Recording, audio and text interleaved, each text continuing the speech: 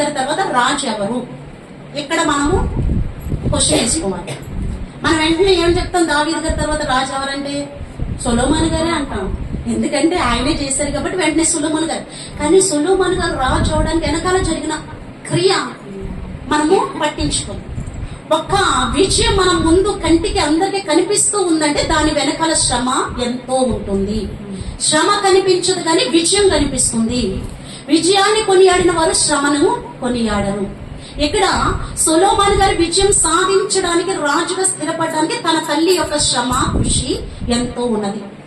నీ కుమారుడు ఒక రాజుగా గాని, ఒక అధికారిగా గాని, ఒక ఉద్యోగిగా గాని, ఒక సేవకుడిగా గాని స్థిరపడాలి అంటే నీవు తల్లిగా చాలా శ్రమ నొందాల్సి ఉన్నది. ఇక్కడ మనం చూస్తే చూడండి, 5వ వచనం చూడండి. హగ్గీతు కుమారుడైన అదోనియా గర్వించిన వాడై నేనే రాజునగుదునని అనుకుని రథములను, గుర్రపు రౌతులను తనకు ముందుగా పరిగెత్తుటకు 50 మంది మనుషులను ఏర్పరచుకునేను. ఇక్కడ అదోనియా కూడా దావీదు యొక్క కుమారుడే, కానీ బత్షెబాకి పుట్టిన కుమారుడు కాదు. ఇక్కడ 2 సమూయేలు గ్రంథం 3వ అధ్యాయము 24వ వచనంలో కనుక మీరు చూస్తే, 3వ అధ్యాయము 4వ వచనము, 2 సమూయేలు 3వ అధ్యాయము 4వ వచనం కనుక మీకు చూస్తే తన తల్లి పేరు అక్కడ రాయబడి ఉన్నది. 2 సమూయేలు 3:4. అనేకమైన మందలు కలవాడే. 2 సమూయేలు 3:4 చదువుతున్నారు మీరు. 4వ వాడకు అదోనియా హగ్గీతు వలన పుట్టెను. 5వ వాడకు షేఫట్య అబిటాల్ వలన పుట్టెను. ఇక్కడ 3వ అధ్యాయము ఏం తెలియజేస్తుందంటే దావీదు గారు ఎంతమంది భార్యలు చేసుకున్నారు, ఎంతమంది భార్యలకు ఎవరెవరు పుట్టారన్నది ఇక్కడ తెలియజేస్తుంది.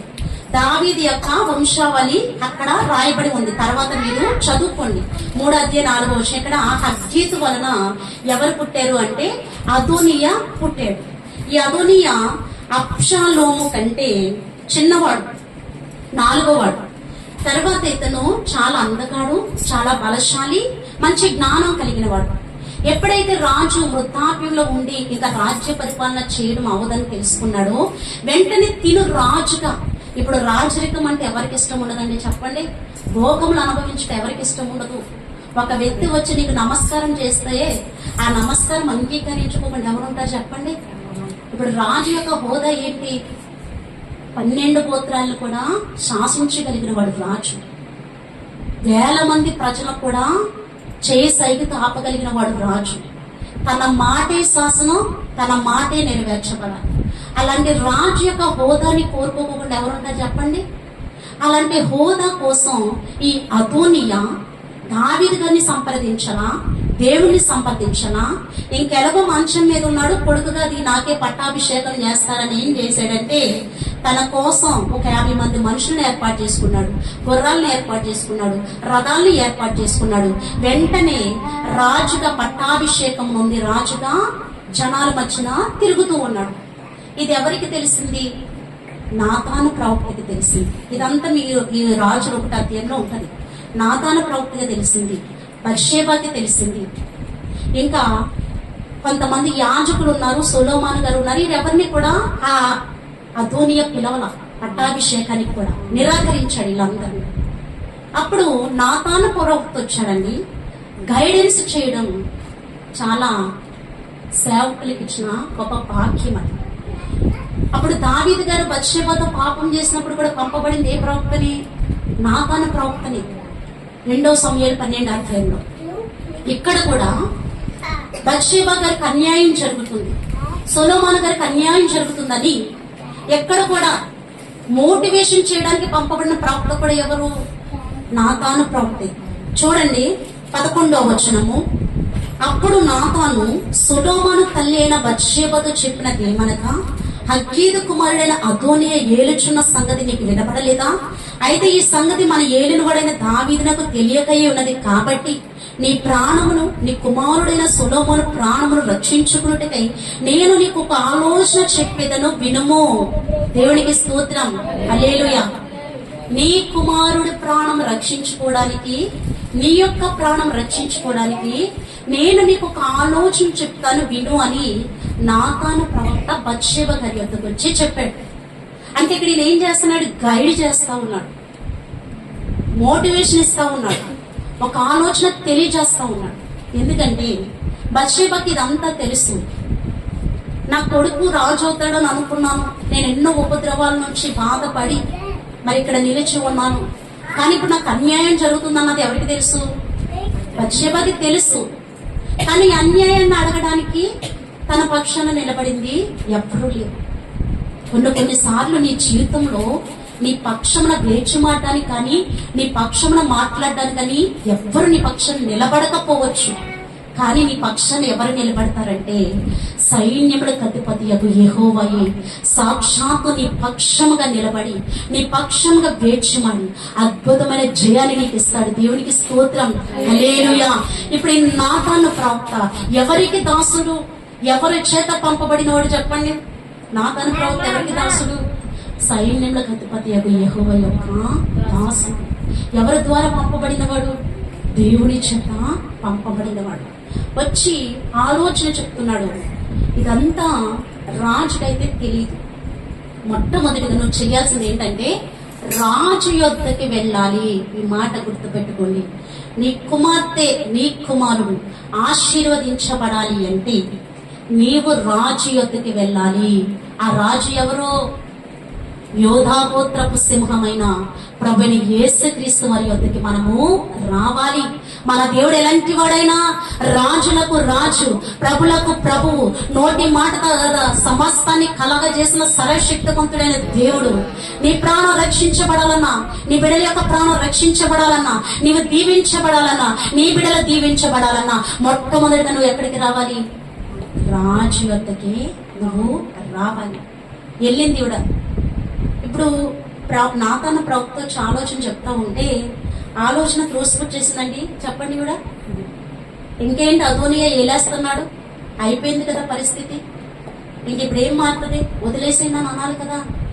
కానీ ఆవిడ ఏం చేసిందో తెలుసండి? నాతాను ప్రవక్త చెప్పింది గ్రహించింది. భవిష్యత్తు యొక్క ప్రణాళిక చెప్తున్నాడు ఆయన.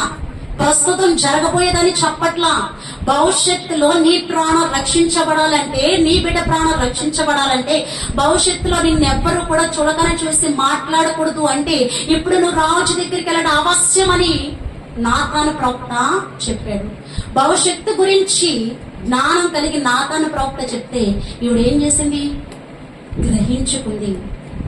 ఇప్పుడు ఉన్న పరిస్థితులు ఇంపార్టెంటా, భవిష్యత్తు ఇంపార్టెంటా చెప్పండి? ఇప్పటి పౌరులే, ఇప్పుడు బాలలే ఏంటి? రేపటి పౌరులు. ఇప్పుడు ఉన్న టీనేజే రేపటికి ఏమవుతుంది? ఇప్పుడున్న యువత రేపటికి ఏమవుతుంది? ఒక ఐఏఎస్ అవుతుంది, ఒక ఐపీఎస్ అవుతుంది, ఒక జిల్లా కలెక్టర్ అవుతుంది, ఒక డాక్టర్ అవుతుంది, ఒక నర్స్ అవుతుంది, ఒక ఎమ్మెల్యే అయ్యేది కూడా ఇప్పుడున్న టీనేజ్ లో ఉన్న వాళ్ళే రేపొద్దున అధికారులుగా పరిపాలన చేసేది. అంటే మన జీవితం ప్రస్తుతం ఇప్పుడున్నట్టే కాదు. నీ జీవితం ఏంటంటే ఇప్పుడు ప్రస్తుతం నడుస్తున్నది. భవిష్యత్తులో నీ ప్రణాళిక, నీ జీవితం ఎలా స్థిరపరచబడతన్నది ఒక మెయిన్ ఇంపార్టెంట్. ఇక్కడ బత్షెబ గారికి సొలొమోను గారు భవిష్యత్తు గురించి నాతాను ప్రవక్త చెప్పగానే ఆవిడ ఏం చేసిందంటే ఫస్ట్ గ్రహించుకుంది. నిజమే, తర్వాత ఈ రాజు లేకపోతే నా పరిస్థితి, నా బిడ్డ పరిస్థితి ఏంటి అన్న ఆలోచన ఒకటి వచ్చింది. మనం ఆలోచించుకుంటాం కదా, నా భర్త లేకపోతే నా పిల్లల పరిస్థితి ఏమైపోతుంది? ఇది దేని గురించిన ప్రణాళిక? ప్రస్తుతం గురించిన ప్రణాళిక, భవిష్యత్తు గురించా?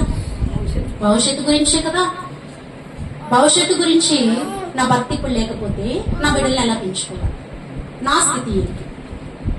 అలాగే ఇల్లు దేని గురించి ప్రణాళిక? ఇప్పుడు దాని గురించా, భవిష్యత్తు గురించా? భవిష్యత్తు గురించి. చదువు ఇప్పుడు దాని గురించి కాదు, భవిష్యత్తు గురించి. అంటే నువ్వేది చేసినా కూడా భవిష్యత్తు ప్రణాళిక చొప్పునే చేస్తావు, అవునా కదా? మరి నీ భక్తి జీవితము భవిష్యత్తు మీద ఆనుకుని ఎందుకు చేయవు? మన భక్తి జీవితంలో భవిష్యత్తు ఏంటండి చెప్పాలి? చాలా ఈజీ ప్రశ్న. మన భక్తి జీవితంలో మన భవిష్యత్తు ఏంటి చెప్పండి? అమ్మకి చప్పట్లు కొట్టండి. ఆవిడ చెప్తున్నారు పరలోక రాజ్యం, పరలోక రాజ్యం. గట్టిగా కొట్టండి. చప్పట్లు కొట్టడానికి కూడా జీవం లేనట్టు కొడుతున్నారు. నిజమే. మన భవిష్యత్తు ఏంటి? మన భక్తి ఎక్కడ తీసుకెళ్ళాలి? మళ్ళీ పరలోక రాజ్యం. ఇక్కడ భర్త పోతే లేదా భార్య పోయిన పరిస్థితి ఏంటి బిడ్డలదని భవిష్యత్తు కోసం ఒక ప్రణాళిక ఇస్తుంది. అసలు ఏమి సంపాదించకపోతే బిడ్డలు ఎలా బ్రతుకుతారని బిడ్డల కోసం ఒక ప్రణాళిక, భవిష్యత్తు ప్రణాళిక వేస్తుంది.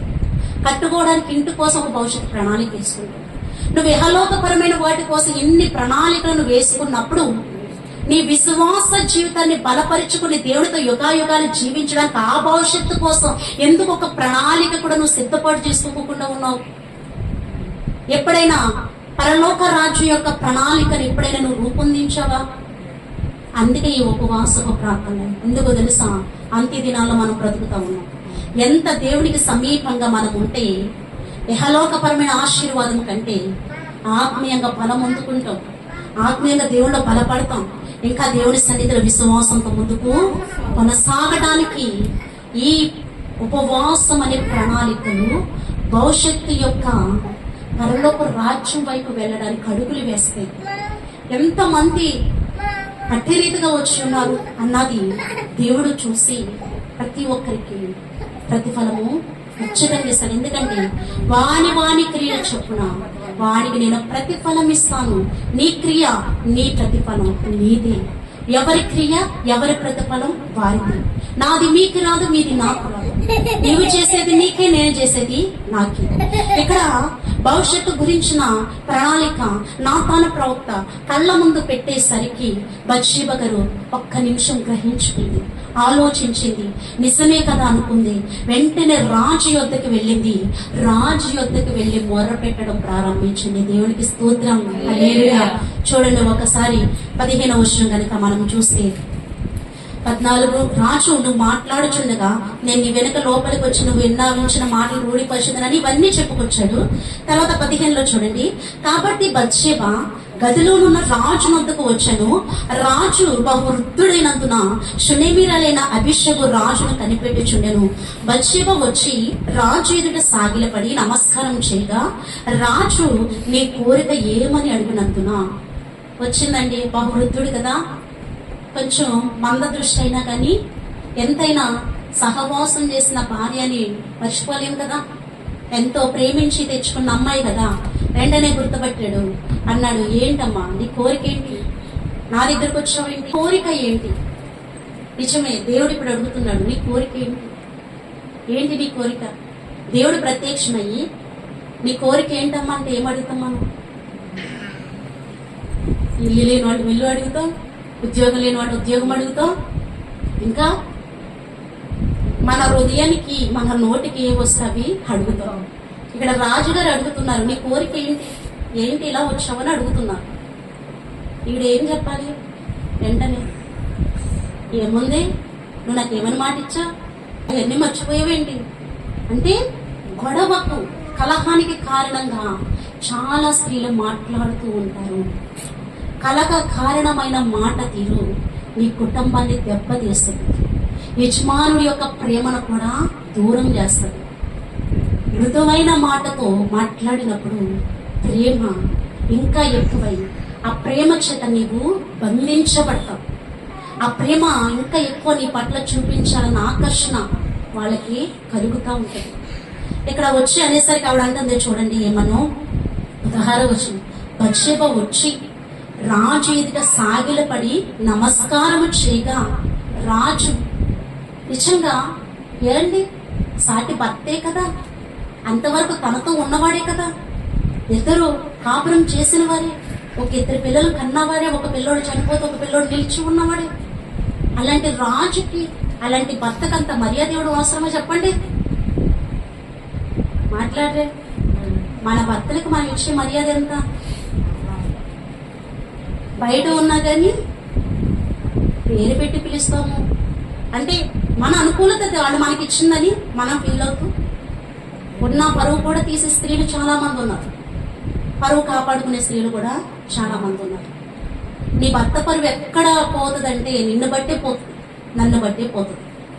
నీ తల్లిదండ్రుల పరువు కూడా, కన్యకగా ఉన్న నువ్వు అన్నంత వరకు నీ తల్లిదండ్రుల పరువు కూడా నిలబడుతుంది. నీ తల్లిదండ్రుల పరువు కూడా తీసేది కూడా నీవే. ఇక్కడ అంత మరి కాపురం చేసిన వీళ్ళిద్దరు అటాచ్మెంట్ లో ఇప్పుడు లోపు చేసి మాట్లాడొచ్చు కదా. పైగా నువ్వు వృద్ధుడి అయిపోయి ఇప్పుడు నువ్వు దేనికి పనికొస్తావు, నువ్వు దేనికి పనికిరావని చంచరించి మాట్లాడొచ్చు కదా, విమర్శ చేయవచ్చు కదా. కానీ వినయంతో వచ్చి సాగిల పడుతూ దేవుడు ఒకటే చెప్పాడు, మన శిరస్సు మన భర్త, భర్త శిరస్సు యేసయ్య. నీ శిరస్సు నువ్వు అవమానించావు అంటే, నీ శిరస్సు మీద నువ్వు ఎప్పుడు కూడా సరుగుతూ ఉన్నావంటే, శిరస్సు లేకుండా మొండెం ఏమాత్రం కూడా ఆకర్షించబడదు, చూడడానికి అందంగా ఉండదు.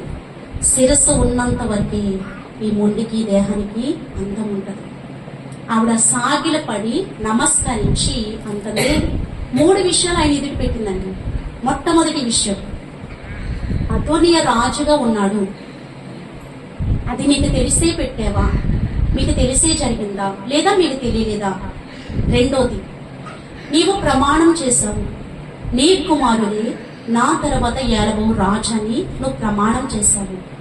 మూడోది, ఇప్పుడు నువ్వేం చెప్తావు? ఇశ్రాయేలు ప్రజలందరూ కూడా కనుదృష్టంతా కూడా నెక్స్ట్ ఎవరు ఏలిపోతున్నారన్న రాజు మీదే ఉంది. నువ్వు చెప్పేది ఏంటని ఈ 3 విషయాలు ఎవరు ఎదురు పెట్టింది? రాజు ఎదుట పెట్టింది.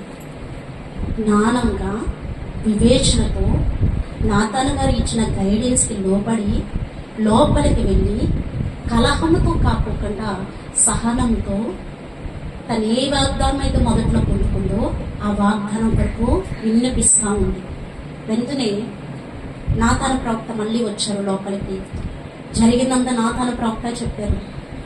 అప్పుడు ఇక్కడ ఏమన్నారు అంటేనండి, 29వ వచనము, సకలమైన ఉపద్రవాల్లో నుండి నన్ను విడిపించిన యెహోవా జీవం తోడు అవశ్యంగా నీ కుమారుడు సొలొమోను నా తర్వాత ఏలుబడి నాకు ప్రతిగా నా సింహాసనం మీద ఆసీనుడగునని ఇశ్రాయేలు దేవుడైన యెహోవా నామం తోడ నేను నీకు ప్రమాణం చేసిన దానిని ఈ దినమునే నెరవేర్చుదునని చెప్పగా బత్షెబ సాగిల పడి రాజునకు నమస్కారం చేసి, నా ఏలినవాడు ఆయన రాజుకు దావీదు సదాకాలం బ్రతుకును కాక నేను. దేవునికి స్తోత్రం, హల్లెలూయా. ఇప్పుడు ఏమన్నాడు రాజు? నేను ఏదైతే ప్రమాణం చేశానో, నీకు ఏదైతే వాగ్దానం చేశానో అది నిశ్చయంగా ఇప్పుడు నేను నెరవేర్చబోతున్నాను. సొలొమోను తీసుకెళ్లి రాజుగా చేయండి అని అక్కడ ఉన్న నాతాను ప్రవక్తతోనూ అక్కడ ఉన్న ప్రముఖమైన కొంతమంది అధికారులతోనూ దావీదు గారు ప్రకటించారు. ఇప్పుడు మనకి సొలొమోను గారు రాజు అయిపోయారు. ఈ సొలొమోను గారు రాజు అవడానికి ప్రయాస ఎవరిదండి? సొలొమోను పడ్డా? సొలొమోను యొక్క తల్లైన బత్షెబ పడిందా చెప్పండి? తల్లే కదా. కడుపున పుట్టి 10 నెలలు మోసి ఇదిగో బయటికి తీసుకొచ్చిన తల్లి కుమారుడి యొక్క భవిష్యత్తు స్థిరపరచబడ్డానికి కన్నేసిన తర్వాతే వదిలేలా ప్రసవ వేదన ఇక్కడ కూడా పడుతూ ఉంది. దేనికోసం? ఒక మంచి పొజిషన్ లో నిలబెట్టడం కోసం. పిల్లల్ని అందరూ కంటారు, కానీ వారిని ఏ స్థితిలో నువ్వు పెడుతున్నావు అన్నదే చాలా ముఖ్యమైన విషయం. గర్భఫలం ఇవ్వచ్చు బహుమానం. బహుమానమా భారమా చెప్పండి బిడ్డలు? బహుమానమే కదా. మరి ఎంతమంది తల్లులు భారంగా చూస్తున్న వాళ్ళు ఉన్నారు? ఇప్పటికీ పిల్లల్ని పట్టించుకోకుండా భర్త దగ్గరే ఉండే స్త్రీలు బోళ్ళంత మంది ఉన్నారు. భర్త కూడా పట్టించుకోకుండా భార్యతో ఉండే వాళ్లే బోళ్ళంత మంది ఉన్నారు. నీవే ఇంకా భర్త అని అనుకుంటే, ఇంకా భార్య అని అనుకుంటే ఈ బహుమానాన్ని ఎవరు తీర్చిదిద్దారు? ఈ బహుమానాన్ని ఎవరు పెంచుతారు చెప్పండి? నీ బహుమానం నీకు భారమైనప్పుడు ఆ బహుమానానికి ఒక చక్కటి స్థితిని కూడా జీవితాన్ని కూడా ఏర్పాటు చేయలేము. బహుమానం ఎప్పుడు భారం కాకూడదు. బాధ్యతగా నువ్వు స్వీకరించి దానికోసం నువ్వు ప్రయాసపడినప్పుడు ఏమవుతుందంటే ఒక మంచి పొజిషన్ లో బిడ్డలు సెటిల్ అవుతారు. ఈనాడు తల్లిదండ్రులు పట్టించుకోకే ఈనాడు యువత బోళ్ళంత మంది గంజాయికి బానిసైపోయి, త్రాగుడికి బానిసైపోయి రోడ్డు మీద నడి వీధుల్లో తిరుగుతూ ఉన్నారు. అనేక మంది ఆడబిడ్డల జీవితాన్ని నాశనం చేస్తా ఉన్నారు. కేవలం దేనికి? తల్లి సుఖము తల్లి చూసుకుంటుంది, తండ్రి సుఖం తండ్రి చూసుకుంటున్నాడు, మధ్యలో బిడ్డల్ని వదిలేస్తా ఉన్నారు. తల్లి తండ్రి చూసి చేసేది బిడ్డలు చూసి వారి కామ కోరికలు ఆపుకోలేక బయట ప్రపంచంలోకి వెళ్ళిపోయి వేరే వాటికి బానిసలైపోతూ ఎంతో మంది ఆడబిడ్డల జీవితాన్ని నాశనం చేస్తున్నారు. ఒక మృగం తయారవడానికి కారణం ఎవరో? తల్లి తండ్రి. ఒక వ్యభిచారిణి స్త్రీ తయారవడానికి కారణం ఎవరో? తల్లి తండ్రి. ఇప్పుడు 21 ఏజ్ వయసులో ఎంత మంది లవర్స్ లేకుండా ఉంటున్నారు చెప్పండి? స్త్రీ పురుషులిద్దరూ కూడా శరీరాన్ని పరాయి పురుషులతో పంచుకోకుండా ఎంత స్త్రీలు ఎంత మంది ఉండగలుగుతున్నారు చెప్పండి? దేని వలన? బహుమానం భారంగా చూస్తూ నా స్వేచ్ఛ నాకు ఇంపార్టెంట్, నా ప్రేమ నాకు ఇంపార్టెంట్ అనుకుంటూ గాలి వదిలేయడం వల్ల చాలా మంది మితిమీరిపోతున్నారు పిల్లలు. కొంతమంది స్ట్రిక్ట్ రూల్స్ పెట్టేయడం, దాని వల్ల కూడా నీకు నష్టమే. బిడ్డలు పెంచే విధానం బైబిల్ గ్రంథం స్పష్టంగా సెలవిస్తూ ఉంది. నేను రేపటి దినాన దీని గురించి నేను పంచుకుంటాను, ఎందుకంటే మనము ప్రార్థన చేయాలి. ఇంకొకటండి, దేవుని ఆలోచనకు వ్యతిరేకంగా ఎవరు ఏది చేయాలని తలపెట్టినా సరే అది నిత్యంగా చెడగొట్టబడుతుంది, కానీ అది స్థిరపరచబడదు. దేవునికి స్తోత్రం, హల్లెలూయా. ఎందుకంటే అదోని ఆలోచన చేశాడు ఏమని? ఇశ్రాయేలు ప్రజలకు తన తండ్రి తర్వాత దావీదు గారి తర్వాత రాజుగా ఉండాలన్న ఆలోచన కలిగి మనుషుల్ని ఏర్పాటు చేసుకుని, గుర్రాలని రౌతుల్ని ఏర్పాటు చేసుకుని రాజుగా ఊరేగడానికి తన ఒక సమయాన్ని ఏర్పాటు చేసుకుని ఎంతో ఖర్చు పెట్టుకుని ప్రయత్నం చేశాడు. కానీ చివరికి ఆ ప్రయత్నం ఏమైంది? విఫలమైపోయింది. ఎందుకంటే దేవుడు ఆల్రెడీ చెప్పేశాడు. 2 సమూయేలు 12 అధ్యాయం 24 వచనం 25 వచనం చూడండి. 2 సమూయేలు 12 అధ్యాయము 24 25. 12 అధ్యాయం 24 25 చూడండి. తరువాత దావీదు తన భార్య అయిన బత్షెబను ఓదార్చి ఆమె ఎదుకు పోయి ఆమెను కూడా ఆమె యొక్క కుమారుని కనెను. దావీదు అతనికి సొలొమోను అని పేరు పెట్టెను. యెహోవా అతన్ని ప్రేమించి నాతానును ప్రవక్తను పంపగా అతడు యెహోవా ఆజ్ఞను బట్టి యదిద్యా అని అతనికి పేరు పెట్టెను. అంటే యెహోవాకు ప్రియుడని అర్థం. అలాగే 1 దినవృత్తాంతములు 28 అధ్యాయము 5-6 వచనాలు ఒకసారి చూడండి. 1 దినవృత్తాంతాలు 28 5-6. 5వ వచనము 6వ వచనం చూడండి. యెహోవా నాకు అనేక మంది కుమారులను దయచేసి ఉన్నాడు. అయితే ఇశ్రాయేలుపైని యెహోవా రాజ్య సింహాసనం మీద కూర్చుండుటకు ఆయన నా కుమారులందరిలో సొలొమోనును కోరుకుని ఆయన నాతో ఇలాగ సెలవిచ్చాను, నేను నీ కుమారుడైన సొలొమోనును నాకు కుమారుడిగా ఏర్పరచుకుని ఉన్నాను. నేను అతనికి తండ్రినై ఉండును. అతడు నా మందిరమును నా ఆవరణమును కట్టించును. దేవునికి స్తోత్రం, హల్లెలూయా. ఎప్పుడు చెప్పాడు దేవుడు? దావీదు గారు రాజుగా ఉన్నప్పుడే, ఇదిగో నేను సొలొమోనుని కోరుకుంటున్నాను, అతను నాకు కుమారుడిగా ఉంటాడు, నేను అతనికి తండ్రిగా ఉంటాను, అతడు రాజ్య పరిపాలన చేస్తాడు, అలాగే నా మందిరం కూడా కడతాడు అని దేవుని చిత్తములో దేవుడు ఎప్పుడు ఎవరిని నిర్ణయించారు? సొలొమోను గారిని నిర్ణయించారు. మరి అలాంటప్పుడు అదోని ఎలా రాజు అవుతాడు చెప్పండి? దేవుని చిత్తం కొన్నిసార్లు నెరవేర్చబడటానికి శ్రమల గుండా ప్రయాణం చేయాల్సి వస్తుంది, నలిగిపోయే పరిస్థితులు వస్తాయి. కానీ చివరికి ఏది నెరవేర్చబడుతుంది? దేవుని చిత్తమే నెరవేర్చబడుతుంది. దేవుని చిత్తానికి వ్యతిరేకంగా ఎవరు పని పూనుకున్నా, ఎవరు ఏం చేయాలని చూసినా వాళ్ళు చెదిరిపోయే స్థితిలో ఉంటారు. కానీ ఎప్పుడు కూడా దేవుని చిత్తంలో ఉన్న వ్యక్తుల్ని చిన్న కూడా కదిలించలేరు. ఇది నీ జీవితంలో ముమ్మాటికి నువ్వు గుర్తు పెట్టుకో.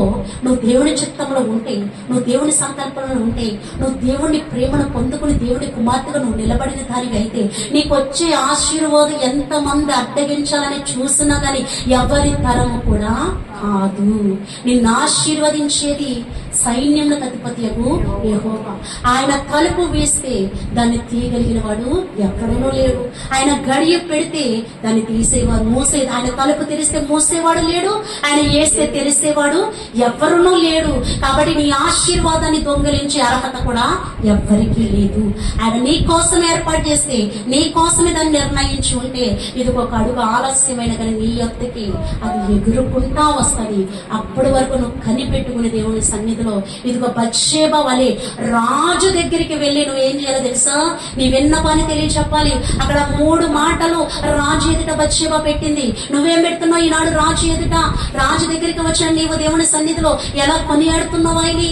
నీ స్థితి ఏంటని చెప్తున్నావు ఆయనకి? నువ్వు రాజు దగ్గరికి వచ్చినప్పుడే నీ ప్రవర్తన మారిపోవాలి. నీలో ఒక ఒబిడియంట్ రావాలి, నీలో దీనత్వం రావాలి, నీలో విధేయత రావాలి. నీలో ఆ రాజుకి హృదయంలో ఎంత స్థానం ఉందో బయలుపరచాలి. దేవుడికి స్తోత్రం, హల్లెలూయా. అక్కడ బత్షేబ రాజు దగ్గరికి వెళ్ళి ఏం చేసింది? సాగిల పడింది. నీ రాజు దగ్గరికి నువ్వు వస్తున్నావు, ఎప్పుడైనా సాగిల పడిన మనసు నీ దగ్గర ఉన్నదా? ఎప్పుడైనా అట్టి హృదయము నువ్వు దేవునికి చూపించావా? రాజులకు రాజైనా దేవుడైనా ప్రభులకు ప్రభు అయినా రాజు దగ్గరకు వస్తావు, ఏదో కూర్చుంటావు, వెళ్ళిపోతావు, మళ్ళా నీ పని నీదే. కానీ రాజు యొద్దకి నువ్వు వస్తున్నావు అంటే ఎంత ఒబిడియంట్గా రావాలి. వచ్చిన వెంటనే ఎలా సాగిలు పడి దేవుని, అయ్యా నా స్థితి ఇదని చెప్పాలి. ఒక 2 నిమిషాలు కూడా ప్రార్థన చేయం మనం. కనీసం ప్రార్థన టయానికి రాము. వచ్చిన ఒక్క నిమిషంలో కళ్ళు మూసుకుంటాం, కళ్ళు తీసేస్తాం. నువ్వు రాజు దగ్గరికి ఏ సమర్పణతో వచ్చావో, ఏ కొరుగుతో వచ్చావో, ఎలా వచ్చావో, నువ్వు వినయముతో ఆయనకి విన్నపించకపోతే ఎలా తెలుస్తుంది నీ విధేయత ఏంటో? అవంతా నువ్వు రాజు దగ్గర చెప్పాలి. అప్పుడు రాజు నీకు ఒక ఆలోచన దయచేస్తాడు. ఆయన ఇచ్చిన మాటను ఎత్తుబట్టి చెప్పింది అక్కడ బత్షేబ. నీకు ఇచ్చిన వాగ్దానాన్ని ఎత్తుబట్టి చెప్తున్నావా? బైబిల్ గ్రంథాల కుటుంబాల గురించి బోళ్ళని వాగ్దానాలు ఉన్నాయి, బిడ్డల గురించి బోళ్ళని వాగ్దానాలు ఉన్నాయి. ఆ వాగ్దానాన్ని ఎత్తిపట్టి రాజు ఎదుట నువ్వు చెప్పగలుగుతున్నావా? నీ దేవుడైన రాజు ఎదుట. ఈ బత్షేబ గారి జీవితం మనకు ఒక పాఠం. చాలా మంది ఆవిడ్ని దావీదు గారితో పాపం చేసిందని అక్కడి వరకే చూస్తారు.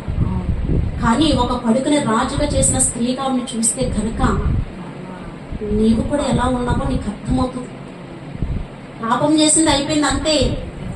కానీ ఆవిడ ఒక మాట అంటది, రాజా నువ్వు ఇప్పుడు ఏ విషయమైంది చెప్పకపోయావంటే నా కొడుకు నేను అపరాధం అయిపోతామని చెప్పితాను. ఒక మాట, చాలా అమూల్యమైన మాట. ఏంటి, ఇప్పుడు నువ్వు ఎవరు రాజు అవుతారో నువ్వు చెప్పకపోతే నా కొడుకు నేను అపరాధం అయిపోతాం రాజా అని చెప్పింది. ఎందుకంటే రాజు యొక్క మాట ఉద్దేశాన్ని బయలుపరుస్తుంది. అదంగా ఉంటే అక్కడ ఏది తెలియజేసేది? మనం ఎంత గోడు పెట్టుకుని అడిగినా కూడా మనల్ని ఎలా చూస్తారు వాళ్ళు? నా కొడుకుని రాజుని చేస్తానని చెప్పాడు రాజుగారు అని ఈవిడ చెప్పింది అనుకోండి, ఈవిడ ఎలా చూస్తారు? హేళనగా చూస్తారు. అధికారికంగా ప్రకటించాడా రాజు? అధికారికంగా ఎవరికైనా చెప్పాడా రాజు? ముందు అది తీసుకురా అంటాడు. అంటే ఒక అధికారి స్థానంలో ఉన్న ఆయన అధికారిగా ప్రకటించినప్పుడు అది ఏమవుతుంది? ప్రజలందరికీ కూడా తెలుస్తుంది, నిజమే ఈయనే మనకి రాబోయే కొత్త రాజు అని ఈయన దగ్గరకు వస్తాం.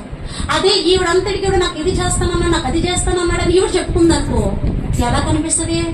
అపరాధులుగా కావాలని అదోనియాని యొక్క స్థితిని పడగొట్టడానికి వీళ్ళు ఎలా చెప్తున్నారని వీళ్ళని అపరాధులుగా ఉంచుతారు. నిజంగా ఒక తల్లి తన కుమారుడి జీవితాన్ని స్థిరపరచడానికి తన వంతు ఎంత చేయాలో అంత చేసింది. ఈవిడ ఒక తల్లిగా చూడండి, ఒక రాజు యొక్క తల్లిగా చూడండి, రాజుకు నేర్పించిన జీవిత విధానం, తను జీవించిన విధానం చూడండి. ఇవన్నీ రేపొద్దున